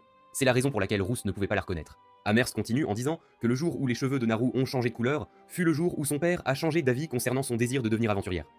Naru est désemparé et ne comprend pas ce changement de cœur. Heureusement, Sieg est là pour le dire clairement. Il dit que Naru ne vivra plus très longtemps, ses cheveux bleus doivent représenter le peu de temps qu'il lui reste, alors son père a dû vouloir qu'elle vive sa meilleure vie avant la fin. Amerst ne peut pas en être sûr cependant, car Naru est le genre de fille qui frappe des phénix pour vivre, donc elle ne ressemble pas exactement à quelqu'un qui est sur le point de s'effondrer. Le plan de Roust est maintenant de la faire rentrer chez elle, au moins une fois de plus. Si Naru veut toujours être aventurière après cela, il continuera à la soutenir comme il l'a toujours fait. De son côté, Naru a fait beaucoup pour en arriver là, et elle a tout fait pour un garçon qu'elle aimait. Les autres filles sont aussi un peu des harceleuses flippantes, alors elles sont impressionnées par sa proactivité. Même Lyra est un peu jalouse, ce qui déclenche une idée chez les autres. Traînée en bas par les autres filles, Lyra est forcée de demander à Sieg s'il a un moment pour parler. Seule sur le patio, elle lui demande d'être son partenaire. Mais Sieg dit qu'ils sont déjà dans la même équipe. Lyra doit expliquer les choses clairement à l'idiot qui finit par comprendre. Sa seule réponse à sa demande était qu'il devra y réfléchir. Ce n'est pas la réponse qu'elle espérait, mais le simple fait d'y penser est un progrès, et elle est assez contente de cela. Entendant tout cela, Roust trouve le courage de demander à Naru de venir leur parler plus tard. De retour au spectacle de marionnettes, nous voyons la conclusion dramatique de l'histoire du héros, du dragon et de la belle au bois dormant qui sauve le monde. Pour arrêter le monstre maléfique, la belle au bois dormant doit se sacrifier. Alors que le spectacle touche à sa fin, nous voyons que la marionnette a des cheveux bleus très familiers. Dans les profondeurs du donjon, un demi-orc imposant patrouille les couloirs sombres à la recherche de proies. À l'insu de l'orc, un groupe d'aventuriers observe depuis l'ombre, attendant le bon moment pour agir. Une fois qu'il est passé, le groupe essaye de s'éclipser seulement pour tomber sur un second monstre bloquant leur chemin. Les aventuriers commencent à paniquer, craignant d'être pris entre les deux bêtes. Le chef du groupe dit aux autres de ne pas perdre leur sang-froid, car il a un plan. Il appelle le plus jeune membre de leur équipe, un garçon nommé Keith, et dit que c'est sa chance de briller. Tout le monde sait que les demi-orques ne peuvent pas résister aux personnes faibles, alors les autres jettent au saut Keith à découvert pour servir de parfaite distraction pendant qu'il s'enfuit courageusement. À l'hôtel de Marmot, Naru observe étrangement une saucisse en pensant à Roost. Tout le monde sait que les demi-orques ne peuvent pas résister aux personnes faibles, alors les autres jettent Keith à découvert pour servir de parfaite distraction pendant qu'il s'enfuit courageusement. À l'hôtel de Marmot, Naru observe étrangement une saucisse en pensant à Roost. Liran remarque à quel point leur ami artiste martial est préoccupé et s'en prend à Roose pour en être la cause. Depuis qu'il lui a dit qu'il devait lui parler de quelque chose de très important, la jeune fille est devenue incroyablement distraite. Ils disent à notre héros qu'il doit se lancer et enfin dire ce qu'il a à dire. Finalement, Roose finit par accepter. Il dit à Naru qu'il est temps d'avoir leur conversation, mais le destin en a décidé autrement, car Keith défonce la porte d'entrée. Sheila et les autres se précipitent au chevet du pauvre garçon, horrifiés par son état si malmené et couvert de bleu. Lyra et Sheila emmènent ensuite Keith dans une pièce pour l'aider à retrouver la santé. Naru demande comment Sheila le connaît, et Miss Mary explique qu'ils sont de très bons amis. Ils le sont depuis que Mary a appris que Keith était orphelin, et qu'elle a commencé à l'inviter régulièrement pour les repas. Comme la plupart des enfants rendus orphelins par le labyrinthe, Keith voulait devenir un aventurier, et était très excité d'avoir récemment rejoint leur groupe. Roose a déjà entendu cette histoire et s'excuse auprès de Naru car ils vont devoir mettre leur conversation en suspens pour le moment. Plus tard ce jour-là, à la guilde des aventuriers, Marnell et son groupe ont réussi à capturer les anciens coéquipiers de Keith. Il dit à Roose que la prime qu'il a placée sur leur tête a fonctionné et que les criminels ont avoué leurs crimes. Le regard que Roose jette aux 3 aventuriers traîtres leur envoie un frisson dans le dos et Marnell lui demande ce qu'il compte faire d'eux. Ralph dit qu'il n'y a pas besoin de plus de violence. Il veut juste qu'ils quittent cette ville pour de bon, définitivement. Marnell les libère, mais avec un avertissement clair. S'ils osent remettre les pieds à Marmotte, ils auront bien pire qu'une simple bosse sur la tête. Alors qu'ils s'enfuient vers le coucher du soleil, Amherst apparaît et tente de réprimander Rast et Marnell pour leur justice de justicier. Marnell fait remarquer à juste titre qu'ils n'auraient pas besoin d'appliquer leurs propres lois et ordres si la guilde faisait simplement son travail et régulait les aventuriers comme elle est censée le faire. Amherst trouve cela difficile à contester, et dit que c'est simplement ainsi que les choses fonctionnent. Elle ne peut que suivre les ordres de ses supérieurs. Comme par hasard, Handsome sort et confronte le groupe, l'air menaçant. Il s'en prend violemment aux aventuriers pour faire ce qu'ils veulent et ne pas signaler leurs griefs à la guilde. Il va même jusqu'à affirmer que ce sont eux qui méritent d'être bannis pour toutes leurs actions. Ces mots irritent les aventuriers qu'il rabaisse, et ils commencent à lui crier dessus et à le maudire. Il menace même de lui botter le cul s'il a le culot de le répéter. Roose calme le groupe et dit qu'il parlera personnellement à Handsome pour arranger toute cette affaire. Dans le bureau de Handsome, Roose explique ce qui est arrivé à Keith. Il essaye d'expliquer qu'une ville labyrinthe et ses orphelins sont inséparables. L'un doit prendre soin de l'autre, une chose qu'ils font dans chaque ville de guilde, sauf celle-ci pour une raison inconnue. Handsome rétorque en se demandant si une autre ville a réussi à résoudre son problème d'orphelin. Quand Roose n'a pas de bonne réponse à lui donner, Handsome poursuit en disant que Marmotte est une colonie plutôt aisée. Ils n'ont ni les ressources, ni la main-d'œuvre à gaspiller pour des solutions non testées et inefficaces, comme le font d'autres villes.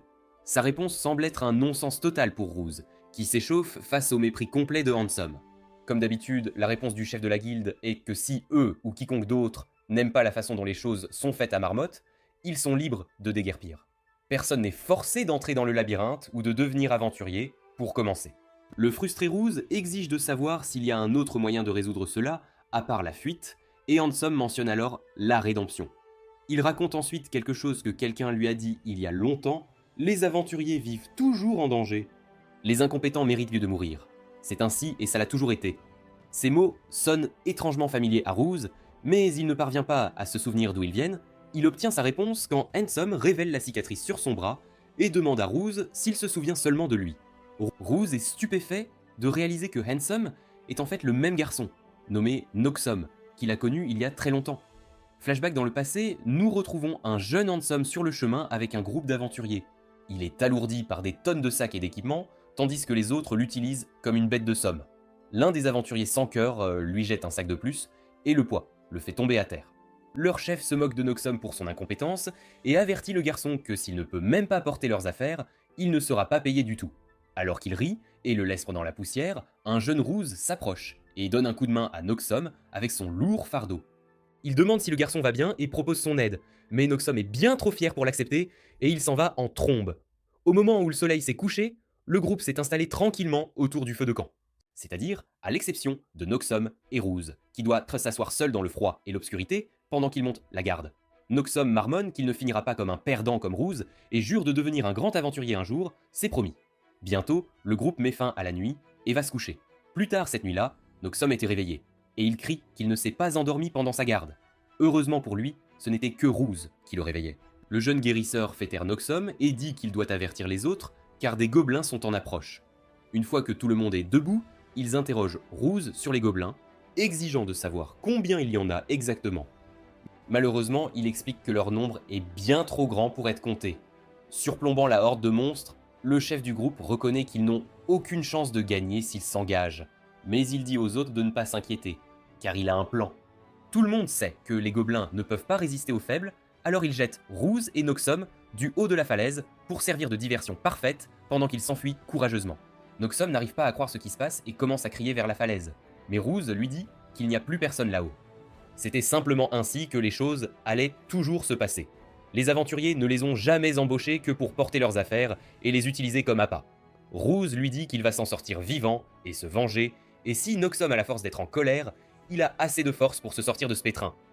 Le duo sort ses armes, se présentant alors qu'ils se préparent pour le combat de leur vie.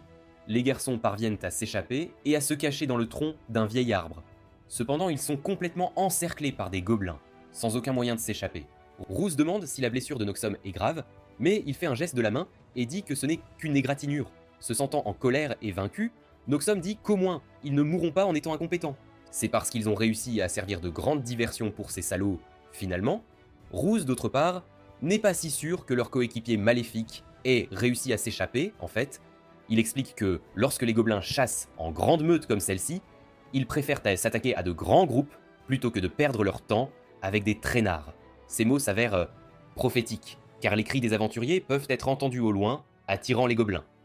Noxum rit en écoutant les gens qui l'ont trahi recevoir leur juste dû. Ruse dit en fait qu'il aimerait aider s'il le peut, et Noxum n'arrive pas à croire ce qu'il entend. Quoi qu'il en soit, ils ne peuvent rien faire maintenant, alors les deux décident de partir tant qu'ils le peuvent encore. La blessure de Noxum l'arrête net cependant, et Ruse court pour le soigner. Noxum lui dit de ne pas être stupide. Ruse doit courir avant que les gobelins ne reviennent, mais le guérisseur n'en veut absolument pas. C'est alors que nous entendons ces mots familiers prononcés par Handsome. Il a dit que les incompétents méritent de mourir et que les faibles n'ont aucun droit de vivre. Ruse s'énerve et dit que le monde ne fonctionne pas du tout comme ça. Peu importe s'ils sont faibles, il y a toujours la chance qu'un jour ils puissent en se racheter.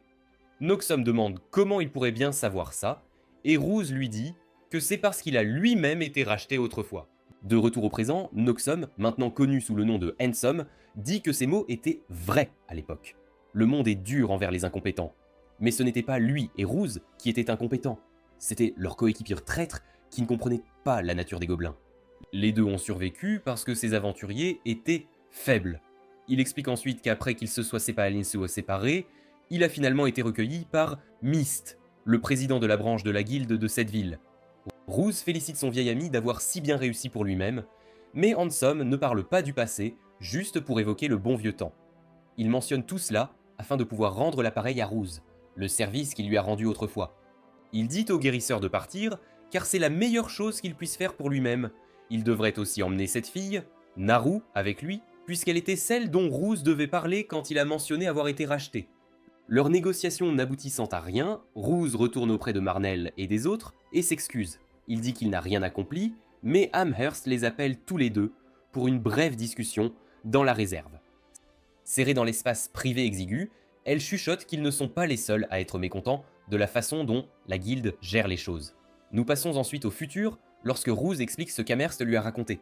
Elle a suggéré le nettoyage des monstres qui ont infesté les terres voisines autour de la ville.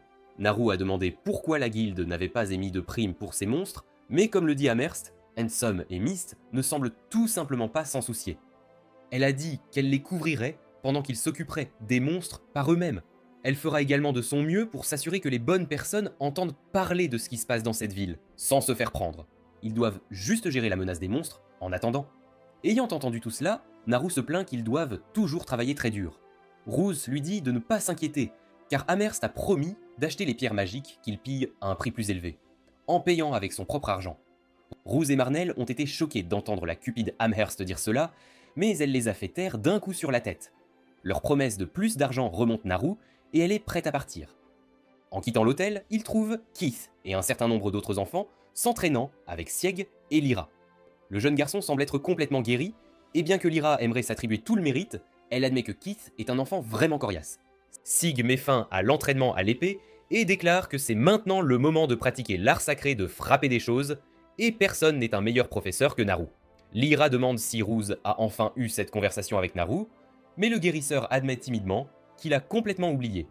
Pendant ce temps, Handsome fait son rapport à Monsieur Mist, lui remettant une lettre de la capitale. La lettre vient du Premier ministre lui-même, et elle leur ordonne de garder un œil sur Naru, tout comme toutes les autres lettres l'ont fait avant elle. Handsome doit demander « Naru est-elle vraiment la belle, au bois dormant, qui les sauvera tous du dragon maléfique, comme décrit dans tous les contes de fées ?» Mist l'informe que ce ne sont pas que de simples histoires pour enfants. L'histoire de la fille aux cheveux bleus se sacrifiant pour arrêter le dragon est en fait réelle. Naru était l'élu, destiné à les sauver tous. Du point de vue de Sieg, il les repère. Une meute de gobelins, en maraude. C'est exactement comme Amherst leur a dit. Il y a des monstres qui apparaissent partout dans cette zone, et ceux-ci semblent se diriger droit vers la ville. Lyra suggère de les embusquer, tandis qu'Armia pense qu'elle peut faire des dégâts à distance avec sa magie. Au final, Rouse décide qu'il est préférable d'attaquer de front. Pour le bien de Marmotte, il ne veut pas risquer qu'un seul d'entre eux s'échappe. L'équipe fait un long détour pour prendre les gobelins par surprise, mais en chemin, Naru et Rouse remarquent quelque chose de familier dans la plaine herbeuse. C'est le même endroit où ils se sont rencontrés pour la première fois, il y a toutes ces années. La seule chose dont Naru se souvient, c'est qu'elle ne pouvait que pleurer, tandis que Rouse luttait seul et indésirable. Maintenant qu'ils travaillent ensemble, les deux ont enfin réalisé la promesse qu'ils s'étaient faite de se battre un jour côte à côte en tant que partenaires. La bataille est âprement menée, mais à la fin, les aventuriers sont victorieux, nettoyant les gobelins et collectant un gros sac de butin. Malheureusement, ce n'est que le début de leur problème. Sans avertissement, le sol commence à trembler sous leurs pieds. Bien que ce soit léger au début, Rouse avertit les autres que cela ne fera qu'empirer. Sa prédiction se réalise alors qu'il semble que le monde entier commence à trembler et à s'agiter violemment. En ville, Miss Mary et Sheila s'accrochent d'elle pour leur vie, alors que les murs tremblent et que les plats tombent. Partout à Marmotte, les gens le sentent, et au centre de tout cela se trouve un mystérieux Monsieur Mist qui sait que le jour qu'il attendait est enfin arrivé. Rouse arrive en courant à l'auberge pour vérifier que tout le monde va bien et est soulagé de voir que personne n'a été sérieusement blessé. Il n'a pas longtemps à rester assis, cependant, car un autre aventurier, l'un des membres du groupe de Marnell, arrive en courant paniqué. Il leur dit que Marnell a besoin de leur aide sur la place de la ville tout de suite, et Naru a une expression sur son visage comme si elle venait de réaliser qu'elle n'aura pas le temps de faire pipi avant de partir. Arrivé sur les lieux, un Marnell inquiet attire leur attention sur le problème en cours. Encore plus de gobelins, et il semble que certains d'entre eux aient été dopés. Leur proximité avec la ville est un vrai problème, et Marnell prévoit de les arrêter ici et maintenant, avant qu'ils ne puissent causer le moindre mal. Il avertit Rouse et les autres que puisque ces monstres n'ont pas encore officiellement de prime sur leur tête, la récompense pour les vaincre pourrait ne pas valoir l'effort. Rouse écarte son inquiétude d'un geste de la main, et tous les autres sont d'accord. Indépendamment du prix, protéger la ville qu'ils ont appris à appeler leur foyer est plus important que tout le reste en ce moment. Les aventuriers chargent ensemble tête baissée dans les gobelins. Le kung-fu de Naru, la magie d'Armia et la lame de Sieg font rapidement le travail de la première vague. Tout semble prometteur jusqu'à ce que Rouse tranche le bras d'un des hobgoblins dopés. À leur horreur, il commence à parler. Il maudit Rouse, disant à notre héros qu'il mourra pour ce qu'il a fait, et tous les autres monstres commencent à parler en langage humain. Ils commencent à chanter le mot « tuer », encore et encore. C'est une scène obsédante qu'aucun des aventuriers n'a jamais vue auparavant, et personne n'a même entendu parler de monstres parlant de cette façon. Rouse décide que peu importe s'ils peuvent parler ou non, ils doivent quand même être arrêtés. Il rallie ses alliés, et ensemble, ils se donnent à fond, vainquant le dernier des gobelins. Le grand qui a parlé en premier est le dernier à tomber, et ces mots sont un sombre avertissement. Avant de mourir, le monstre dit à Rouse et aux autres qu'à la fin, toute l'humanité sera anéantie, et pas un seul d'entre eux ne survivra à ce qui va arriver. Alors que le monstre meurt, il laisse derrière lui un cristal muté, mais même une mutation ne pourrait suffire à expliquer comment il a pu parler de cette façon. Les mauvaises nouvelles semblent surgir de partout pour trouver Rouse, alors qu'un nouveau messager approche. Plus de monstres sont apparus en nombre stupéfiant, mais cette fois à l'entrée du labyrinthe. Contre tant de monde, L'équipe ne peut pas faire grand-chose seule, alors Ruse ordonne une retraite. Ils retourneront à Marmotte et obtiendront de l'aide des autres aventuriers inutiles pour une fois. De retour en ville, ils trouvent l'armée de renforts qu'ils espéraient déjà assemblée. Malheureusement, c'est pour de mauvaises raisons. Une horde d'aventuriers a formé une ligne s'étendant autour du pâté de maison devant la guilde, tous réclamant d'entrer. Amers parvient à trouver les héros dans tout le chaos et explique que la guilde a étrangement placé d'énormes primes sur les monstres aperçus autour de la ville dernièrement. Normalement, ce ne serait pas un problème compte tenu de la menace qui pèse sur la ville, mais les primes sont d'un montant si ridicule que cela a transformé toute la scène des aventuriers en une véritable frénésie alimentaire. Sig soupçonne que Handsome a fait cela exprès pour une raison quelconque. Ruse note que d'avoir autant d'argent en main doit signifier que Handsome et la guilde savaient que cela allait arriver à l'avance. Realma apparaît, car elle a eu la même pensée. Le groupe est choqué de voir que la rousse fougueuse est toujours présente, et Ruse demande si c'est bien ce qu'il pense que c'est, un déchaînement de monstres.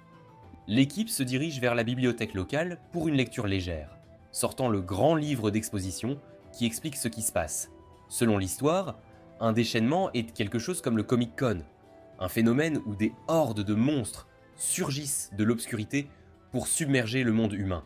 Cette invasion de la surface peut durer des jours, apportant ruine et mort à tout ce qui est même éloigné du labyrinthe. Elle ne se produit que lorsque le mana du labyrinthe gonfle à des niveaux qui ne peuvent plus être contenus. La seule façon de l'arrêter est d'anéantir tous les monstres.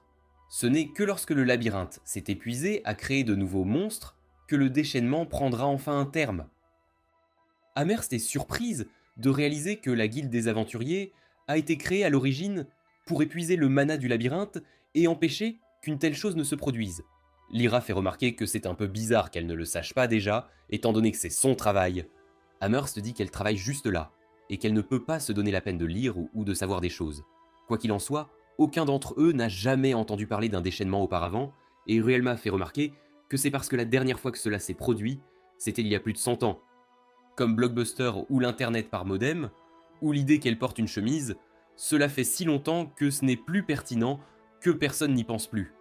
Malheureusement, rien de tout cela ne colle. Leur ville est la plus grande de la région, et de loin celle qui compte le plus d'aventuriers. Des aventuriers qui accumulent les éliminations de monstres jour après jour, comme si c'était démodé. Avec tout ça, comment le labyrinthe peut-il encore avoir autant de mana à revendre? Quoi qu'il en soit, le groupe sait qu'il doit se préparer. Rose décide de faire un peu de pillage léger en ville, mais pour une bonne cause. Il fait rassembler à ses alliés des meubles de toutes les maisons pour construire des barricades et des points d'étranglement.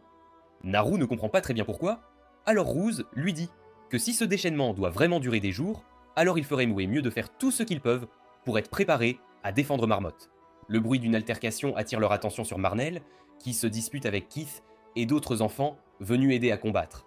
Marnell leur dit qu'ils n'iront nulle part près des monstres, mais qu'ils peuvent plutôt aider à protéger leur maison de différentes manières, comme s'assurer que les civils sont en sécurité et rassembler des fournitures. Cela semble fonctionner et les enfants décident de laisser tomber. Ruse sait ce que c'est d'être jeune, stupide et plein de convictions comme ça, tout comme Marnell, il dit qu'au moins de cette façon, ils ne se blesseront pas et qu'ils pourront encore être des enfants un peu plus longtemps. Le déchaînement fait rage, alors que de plus en plus de gobelins affluent dans la ville. Cette fois, cependant, les aventuriers sont prêts pour eux, se rassemblant en masse pour réclamer cette douce récompense pour chaque monstre qu'ils tuent. Ruse et Realma observent de loin, et sa maîtresse lui dit d'effacer cette expression de son visage. Elle sait que le guérisseur en herbe se blâme de ne pas en faire plus. Cependant, comme tout le monde ici, ils font de leur mieux contre un type de menace qu'ils n'ont jamais affronté auparavant. Le mieux qu'ils puissent faire, c'est de tout donner, et de ne plus ressasser ce qu'il aurait pu faire. Leur conversation est interrompue par l'arrivée de monstres de haut niveau, surnommés les Golden Girls. Comme les autres, il semble bien qu'elles aussi aient les mutés et puissent désormais parler.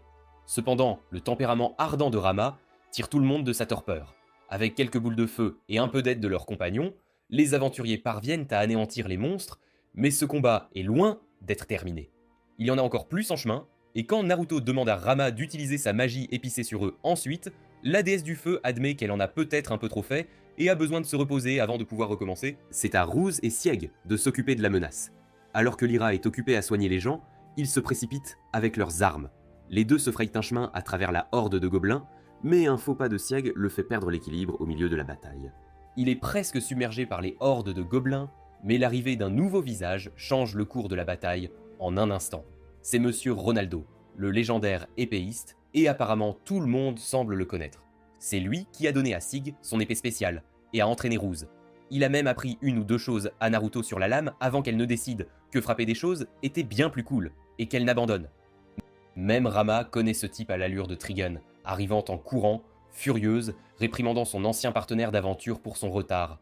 Ronaldo salue chaleureusement la vieille Grinch du feu, mais elle lui rappelle que son nom est déesse du feu, et tente de faire fondre le pauvre homme pour cette gaffe. Comme il l'a déjà prouvé, il n'est pas du genre à se laisser faire. Il parvient à dévier sa flamme avec son épée magique comme si de rien n'était. Puis il s'attelle à s'occuper du reste des monstres. Avant que les autres ne puissent le rejoindre, une étrange lumière apparaît, et un bel homme en sort, l'air décontracté comme un samedi ordinaire. Il demande à Rama de l'accompagner. Son maître, Myst, souhaite s'entretenir avec elle. Rama, pour une raison quelconque, ne semble pas trop surprise de le voir. Elle demande si cette magie qu'il vient d'utiliser pour se téléporter ici est le même genre de magie dont on dit qu'elle a été perdue il y a des siècles. Naturellement, le bel homme ne lui donne pas de réponse directe, mais cela n'a pas d'importance. Personne ne peut résister à l'occasion de parler au manager. Ruse intervient, car il veut aussi y aller et dire ses 4 vérités à ce type, Myst. Le bel homme les mène à une grande porte, révélant Myst qui les attend à l'intérieur. Le vieil homme dit à Rama que ça fait longtemps, et la rousse acquiesce avant de lui lancer une boule de feu en guise de salut. Rama le prévient que ce ne serait pas une bonne idée. Même si elle se donnait à fond, avec chaque once de son pouvoir, elle n'est pas sûre de pouvoir vaincre Myst.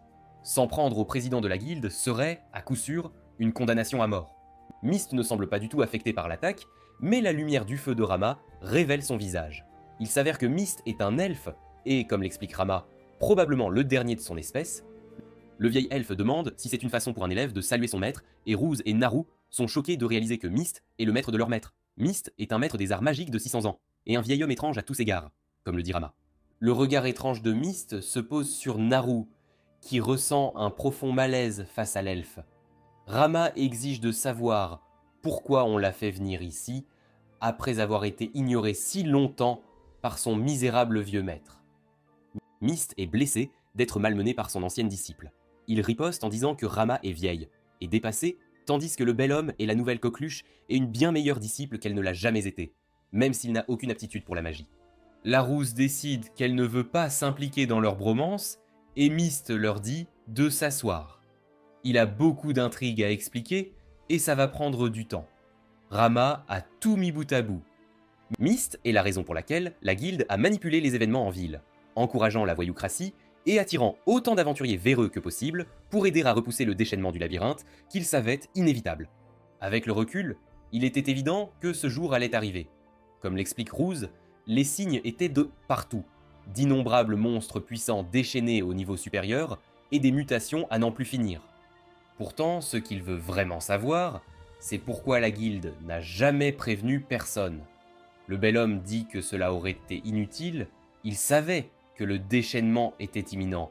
Rama pas exactement quand quelque chose, cela aurait pu arriver dans une semaine ou un an. Ils ont gardé le silence, déclaré inutilement l'état d'urgence, et elle veut des réponses. Elle accuse Myst d'être derrière le déchaînement et n'aurait fait que déclencher une panique. Mais le vieil elfe dit que s'il pouvait contrôler le labyrinthe comme ça, il ne serait pas ici à parler à sa personne débraillée. Ce sont en fait ceux à qui il répond qui ont exigé que ce secret soit gardé. Myst explique qu'il n'est qu'un cadre intermédiaire. Il a des patrons dans la capitale, mais même eux ont un patron, quelqu'un d'encore plus haut placé qui est en charge de chaque guilde d'aventuriers de la nation. Le bel homme est un peu alarmé d'entendre son maître révéler de tels secrets, mais Myst dit que maintenant que le déchaînement a commencé, il n'y a plus besoin de garder les choses secrètes. Il s'avère que l'elfe, en réalité, fait des préparatifs depuis un temps considérable. Ces piliers blancs autour de la ville que personne n'a jamais pensé à questionner sont son dernier recours. Avant d'expliquer cependant, il demande à Rama de faire un marché avec lui. Il a besoin de son aide, et en tant que source de magie la plus puissante des environs, elle va s'assurer qu'ils atteignent le cœur du labyrinthe pour tuer son maître une fois pour toutes. Une fois le maître du labyrinthe éliminé, le déchaînement prend fin. Ruse n'en croit pas ses oreilles, mais Rama n'hésite pas. Elle est partante. Pendant ce temps, la bataille pour la ville continue. Ronaldo marque des points, et gagne l'adoration de fans comme Lyra, tandis que le pauvre Sieg lutte contre un seul cochon avec un bâton. Les choses sont déjà à leur point de rupture. Pourtant, l'arrivée des puissants demi-orques annonce encore plus de problèmes pour Marmot. Voyant les enfants se cacher derrière la barrière, et sachant que sa lame est tout ce qui les sépare du danger, il demande à son maître de le rejoindre pour une dernière charge dans la mêlée. Leur conciliabule terminée, le bel homme conduit nos héros vers un lieu secret en ville et leur rappelle de suivre le plan. Rama cherche une entrée cachée, puis déverrouille une nouvelle porte. Alors que la pierre s'écarte et que sa lumière jaillit de l'intérieur, elle se tourne vers son disciple et le prévient que quoi qu'il arrive, il ne doit pas se laisser berner par Myst. Sur ce, elle entre dans la lumière et, avec ces derniers mots, dit au revoir à Rouse. Un faisceau de lumière blanche jaillit dans le ciel, se répandant sur toute la ville, chacun des piliers agissant comme une ancre pour le champ de force qui entoure maintenant tout Marmot. Nous le voyons en action alors qu'un aventurier court pour sa vie, une horde de monstres le talonnant de près. Il y parvient de justesse avant qu'il ne l'attrape. Pourtant, alors qu'ils passent sans encombre, ils sont repoussés comme des femmes d'un tournoi Yu-Gi-Oh! Frappant la barrière, les monstres hurlent de frustration.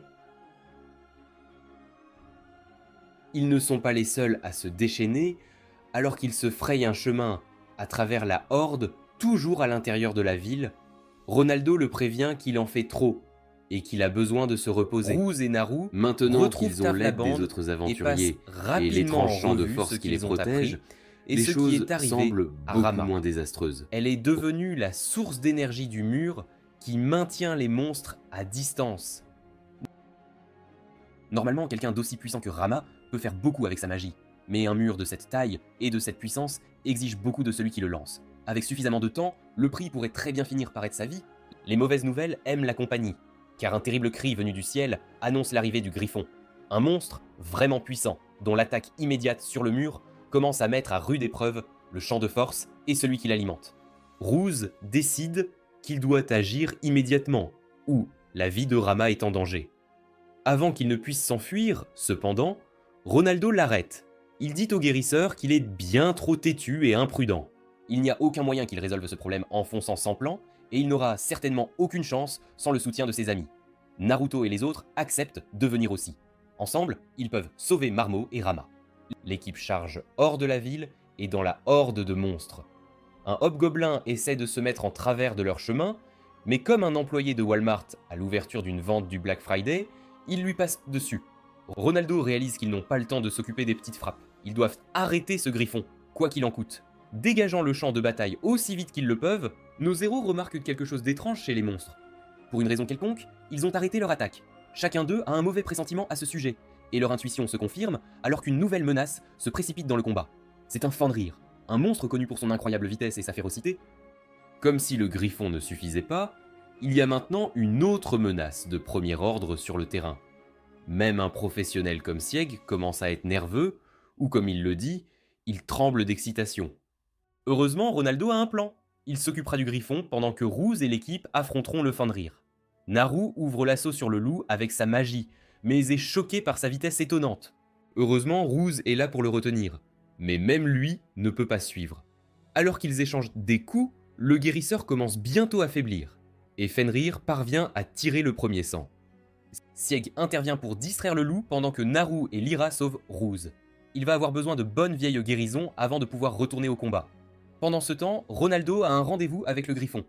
Il passe directement à l'offensive, plaquant le monstre hors du ciel et le ramenant brutalement sur terre. Le maître épéiste a un sacré combat sur les bras et il n'est pas le seul. Naru et Sieg font de leur mieux pour retenir le loup, mais avec son hurlement, il invoque une liche pour égaliser les nombres. La petite mage est prise complètement au dépourvu par les morts vivants, laissant Sieg à la merci du loup. Naru se précipite pour aider, mais ce faisant, elle laisse Lyra et Rouse sans défense. Fenrir est un ennemi rusé, et ne perd pas de temps à capitaliser sur l'ouverture. En un clin d'œil, le monstre charge Lyra, la projetant au loin. Naru était trop lente pour aider, et à son horreur, elle regarde Fenrir ramasser un Rouse blessé dans ses mâchoires et jeter son corps mou de côté comme une poupée de chiffon.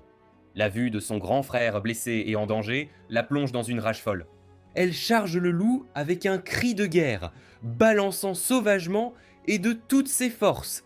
Les autres essaient de la soutenir, mais avec tant d'entre eux blessés, ils ne peuvent rien faire d'autre que regarder. Naru déborde de fureur et jure qu'elle fera payer le Fenrir pour cela. Elle attaque avec un coup de pied puissant qui envoie le monstre voler, Mais alors qu'il émerge de la poussière, elle réalise que ce n'est pas suffisant. Fenrir riposte, sa vitesse et ses griffes sont trop difficiles à gérer. Malgré tous ses efforts, Naru ne peut repousser le monstre, et comme Ruse, elle aussi est vaincue. Fenrir se tient victorieusement au-dessus d'elle, une patte sur son dos, alors qu'il se prépare à porter le coup final. Cependant, un sourire sur le visage de Naru arrête le loup net. Fenrir cherche autour de lui la menace qu'il sent se rapprocher, mais il ne la remarque que trop tard alors que Ruse arrive en volant. Naru révèle à la bête qu'elle n'était qu'un appât. Ruse enfonce sa lame profondément dans le flanc de Fenrir, vainquant le monstre d'un seul coup net. Alors que Naru regarde Fenrir tomber, elle s'évanouit. Quand elle se réveille ensuite, le soleil se couche sur Marmo, et elle est de retour en ville. Ses amis se tiennent au-dessus d'elle, et elle est surprise d'être en vie. Ronaldo est là aussi, et elle demande ce qui est arrivé au griffon. Ronaldo explique qu'il s'en est occupé hors écran pour que le budget d'animation n'ait pas à souffrir. Pour l'instant, il semble que les choses se soient calmées. La ville n'est plus attaquée, et Rama devrait être en sécurité pour le moment. Ils ont enfin une chance de se préparer à leur attaque sur le labyrinthe et au combat inévitable avec son maître. En regardant tout le monde si amoché et épuisé, Naruto rit de leur état et dit qu'elle a de la chance d'être en vie. Le bel homme acquiesce alors qu'il apparaît derrière elle, sans prévenir. Il passe son bras autour de sa gorge et prend Naruto prisonnière. Avant que quiconque n'ait le temps de réagir, l'une de ses portes magiques s'ouvre derrière lui et Naruto disparaissent dans la lumière. Naruto crie à son frère de l'aider, mais Ruse est trop tard. Naru est parti. Merci d'avoir regardé mon récapitulatif. Abonnez-vous à la chaîne pour plus de vidéos. Naruto crie à son frère de l'aider, mais Ruse est trop tard. Naru est parti. Merci d'avoir regardé mon récapitulatif. Abonnez-vous à la chaîne pour plus de vidéos.